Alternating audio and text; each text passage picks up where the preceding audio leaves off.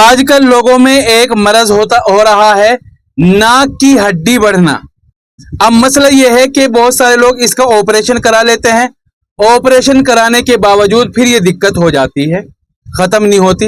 वो सोचता है मुझे साइनस हो गया है, फलाना हो गया है, ऑपरेशन भी करा लिया, महीना 2 महीना ठीक रहा, फिर ऐसा ही हो गया।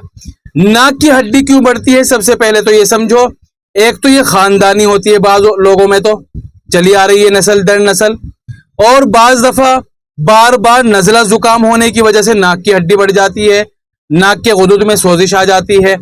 इसी तरह एलर्जी होना, अगर खून में एलर्जी हो गई, लीवर में सोजिश आ गई है, उसकी वजह से भी ऐसा हो जाता है। पेट में अल्सर, आईबीएस या इन्फेक्शन हो गया तो उसकी वजह से भी नाक की हड्डी बढ़ जाती है। डिप्रेशन, एंजाइटी, दिमाग की नसें कमजोर हो गई है, उसकी वजह से भी नाक और गले पर जोर पड़ता है, जिसकी वजह से सोजिश आ जाती है और नाक की हड्डी बढ़ जाती है।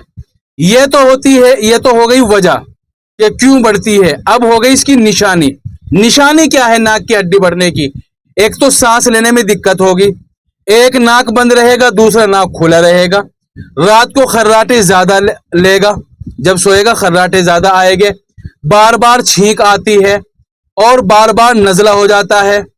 ठीक है, ये सारी की सारी निशानी है कि इसकी नाक की हड्डी बढ़ी हुई है, नाक में सोजिश और एलर्जी है।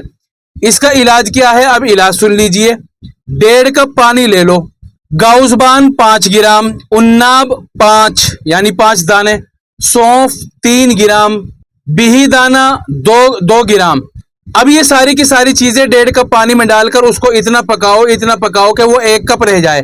छान कर चाय की तरह पी लो 2 टाइम, सुबह को और रात को। ये मैंने 1 टाइम का बताया है। इसी तरह 1.5 कप पानी में डालकर रात को भी पकाकर पीना है दूसरे टाइम। इंशाअल्लाह नाक कान गले की एलर्जी खत्म हो जाएगी, साइनस की जो प्रॉब्लम है वो भी खत्म हो जाएगी, जिसकी वजह से ये प्रॉब्लम हुई है इंशाअल्लाह वो भी खत्म हो जाए।